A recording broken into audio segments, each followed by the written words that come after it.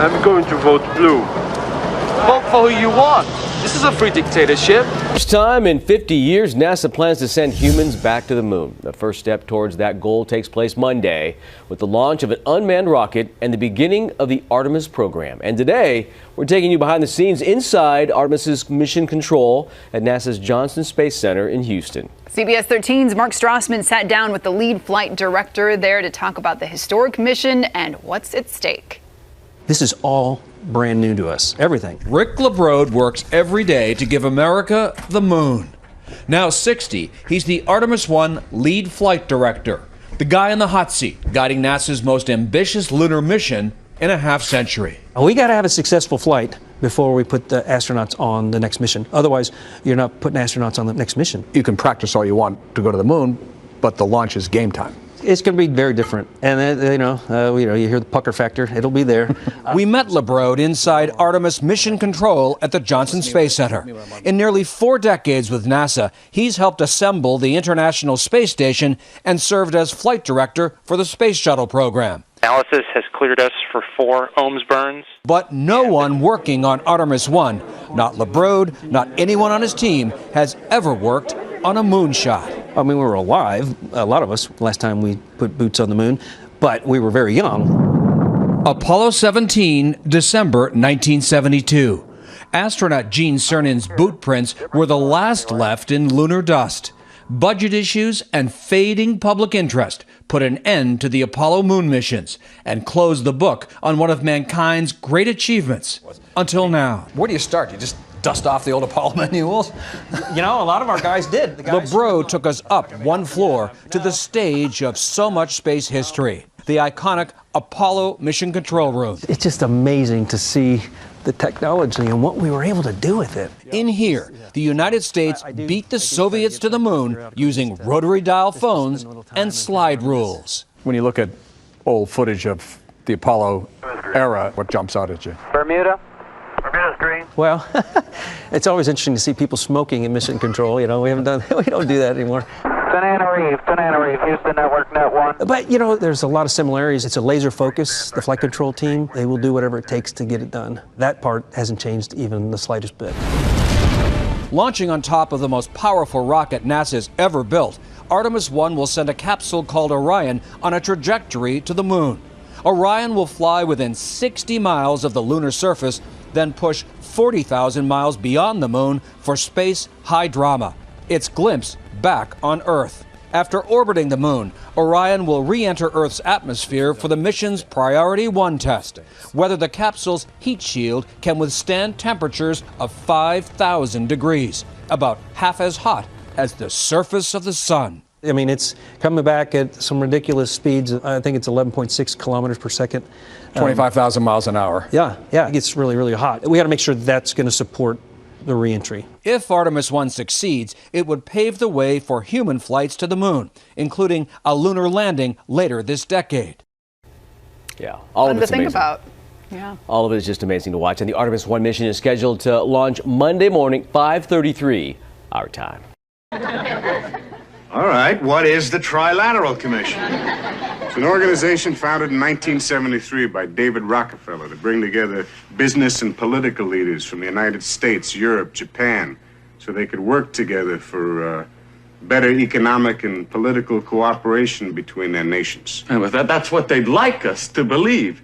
But you see, what they're really up to is a scheme to plant their own loyal members in positions of power in this country, to work to erase national boundaries and create an international community, and in time bring about a one world government with David Rockefeller calling the shots.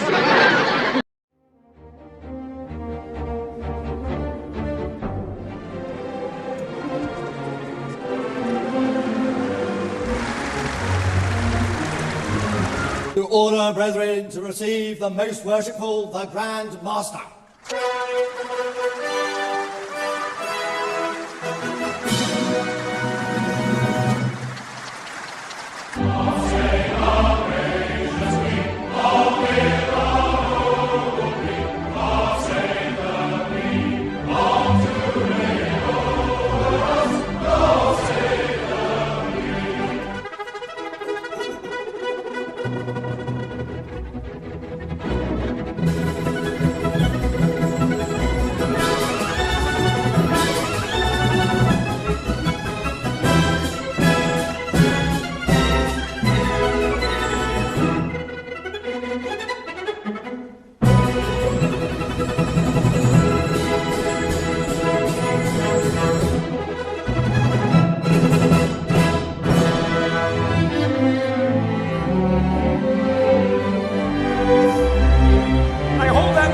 Self-evident, Brother Franklin. All men are created equal.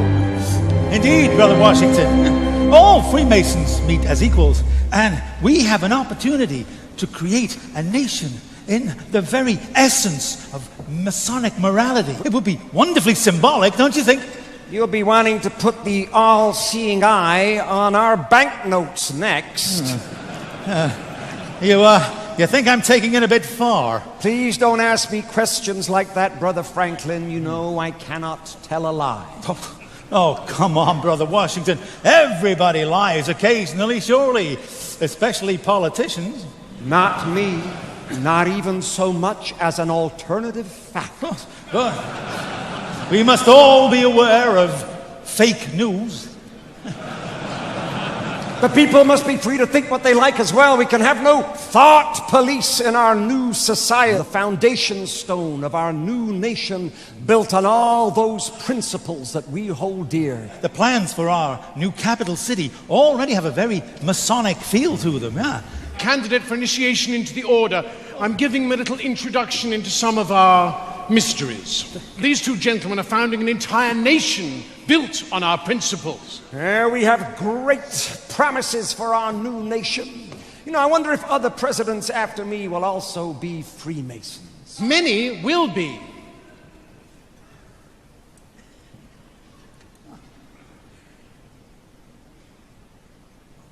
And Freemasonry will become embedded in the American culture.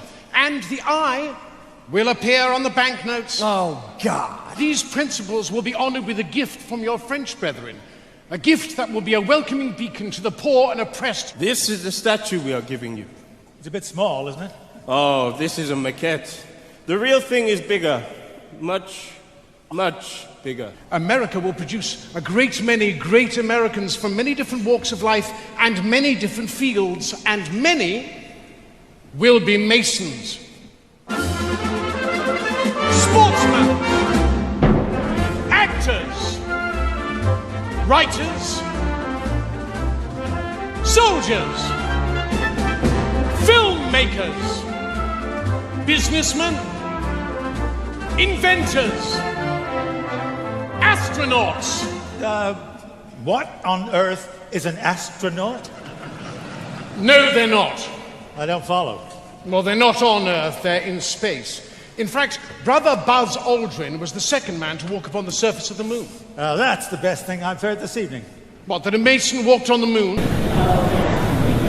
Because we didn't go there, and that's the way it happened. I'd go to the moon in a nanosecond. The problem is we don't have the technology to do that anymore. We used to, but we destroyed that technology, and it's a painful process to build it back again. Oh man, that's the best idea since they faked the moon landing. Okay, cut. Wow, Neil Armstrong. Hey, wait a minute. You're supposed to be on the moon. I just saw it on TV. Oh, there's a tape delay and with all solar winds. Man on the moon. Amazing. But don't forget the musicians. Do not forget the musicians.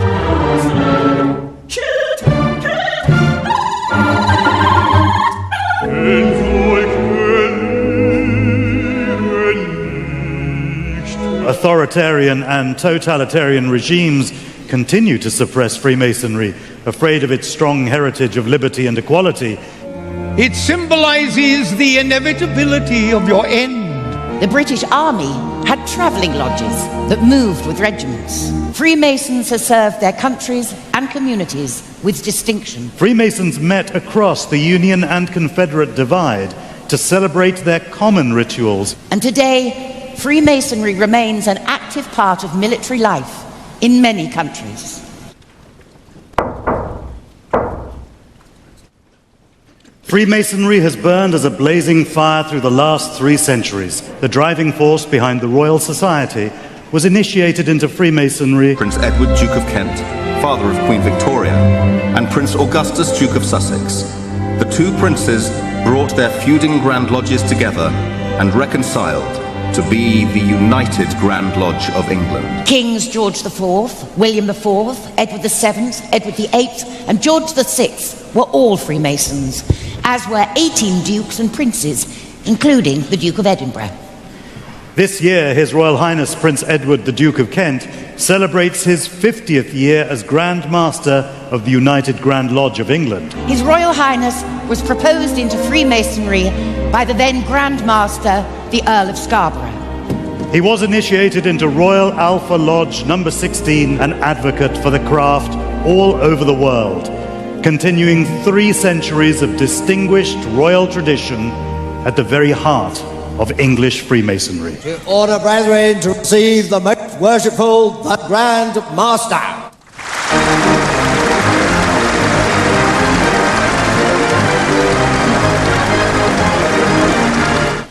As permanent master of these 3 lodges, I now call on my deputy masters. Most worshipful Grand Master. Most worshipful Grand Master. Most worshipful Grand Master. Most worshipful Grand Master, I humbly ask you to complete the initiation of this worthy candidate for Freemasonry. Adorn our ceremonies and forever remind us of our incomparable heritage, the birth of organized Freemasonry, stressing the deep and sincere loyalty and affection felt by the brethren of the United Grand Lodge of England for their Grand Master.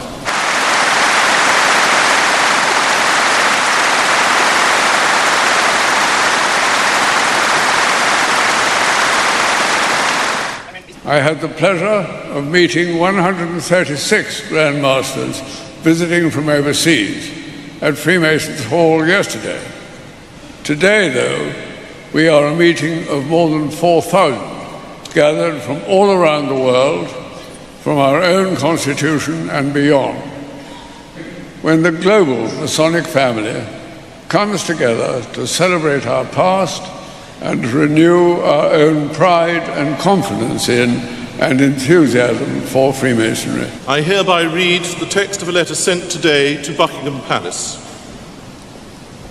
May it please your Majesty, we, the representatives of over 200,000 Freemasons under the United Grand Lodge of England, most respectfully express our continuing loyalty to your Majesty's throne and person in this, the 66th year of your long and distinguished reign, of His Royal Highness the Duke of Kent, as our much loved and greatly respected Grand Master.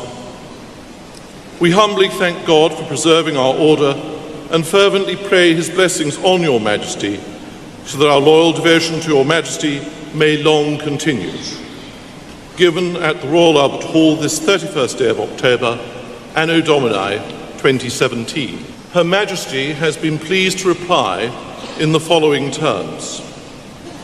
The Queen has asked me to thank you for your kind letter of loyal greetings on behalf of the representatives of the Freemasons under the United Grand Lodge of England, which are being celebrated on the 31st of October at the Royal Albert Hall. Her Majesty appreciated your thoughtfulness in writing as you did. We leave the Royal Albert Hall even more proud of our ancient institution. Worldwide, Freemasonry remains as important and relevant as ever. A global society of perhaps 6 million people. As the globe embraced Freemasonry, enlightenment came. I may not agree with what you say, but I shall defend to the death your right to say it. None is more hopelessly enslaved than those who falsely believe they are free. Coat of arms of Donald Trump. What does it actually represent? Well, this is rather interesting, actually. This is an arcane Scottish heraldic law providing evidence of Donald Trump's deep Anglophilia, I would say, and also touches upon the royal prerogative. There we have the double-headed eagle representing his Scottish Germanic heritage.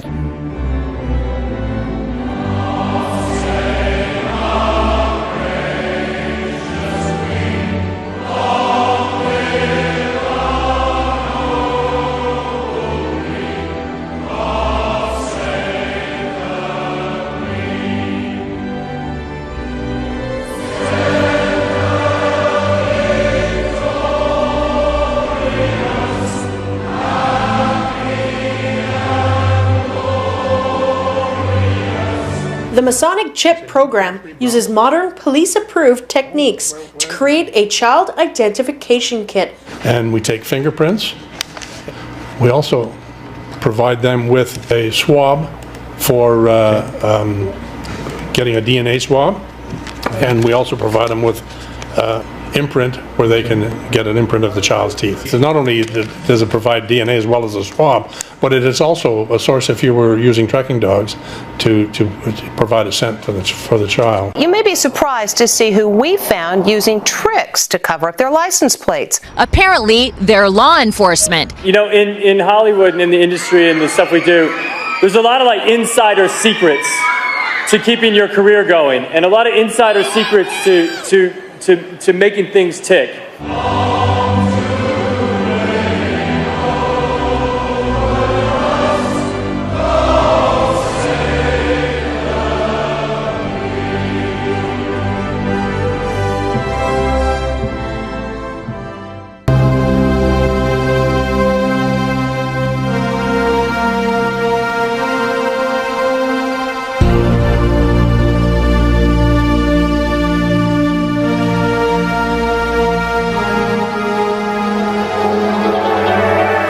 Well, yeah, people come out and they've run out of anecdotes, you know, and they just start making stuff up. Yeah. Like that Neil Armstrong guy. Have you seen him on the talk shows?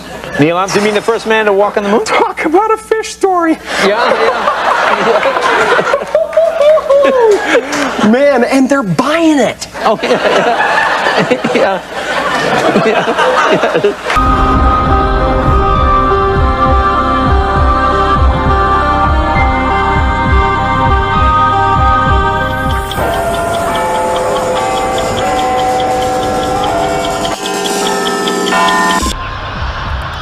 You will never see it coming. The fire came down from God out of heaven and devoured them. And the devil that deceived them was cast into the lake of fire and brimstone, where the beast and the false prophet are, and shall be tormented day and night forever and ever.